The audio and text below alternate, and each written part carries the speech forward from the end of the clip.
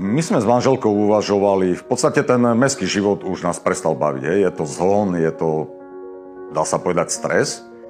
A v podstate asi rok sme chodili po okolí Košíc, boli sme v rôznych takýchto lokalitách.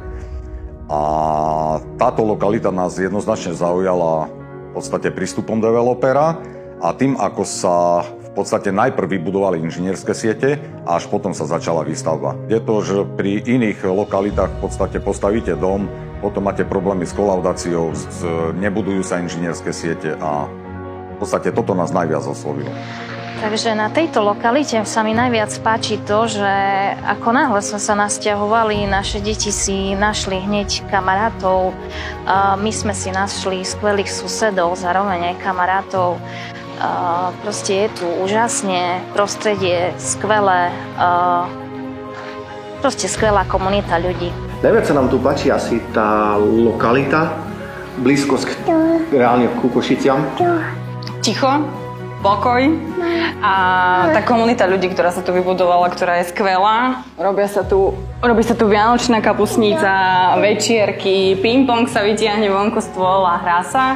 Takže je to tu super, hlavne kvôli podľa mňa tej komunite, ktorá tu je vybudovaná. Pozemok sme kupovali ako prvé v tejto lokalite, čiže bolo to isté riziko, ale pán Kovalčík je profesionálny, spoľahlivý, so všetkým nám pomohol, aj čo sa týka stavby, aj stavebného povolenia. Takisto sa aj zaujíma o Nové Mokrance, so všetkým nám pomáha a so všetkým sa môžeme na jeho osobu obrátiť a je ochotný. S čímkoľvek sme zavolali, so všetkým nám pomohol a veľmi rád. Ak vie pomôcť, on naozaj pomôže. A myslím, že je jedno, či tu bude mladý pár, ktorý si hľadá prvé spoločné bývanie, hodí sa to aj pre nich, hodí sa to aj pre starších ľudí, si myslím, pretože naozaj je tu ten pokoj a kľud, ktorý napríklad v meste nie je. Čiže myslím si, že je to pre všetky vekové kategórie. My sme tu prišli prvýkrát a ja som si to zaľúbila, ja som sa pozrela do nebies a ja som cítila, že tu chcem byť.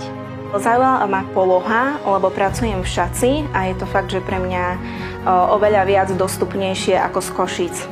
Rozhodli sme sa z nejakých, dá sa povedať, aj rodinných dôvodov zaobstarať si väčší dom v tejto lokalite, ale naša podmienka je naozaj len táto lokalita, ako som spomínal, kvôli tej komunite ľudí, kvôli tej prístupnosti do mesta a celkovo takému pokojnému životu.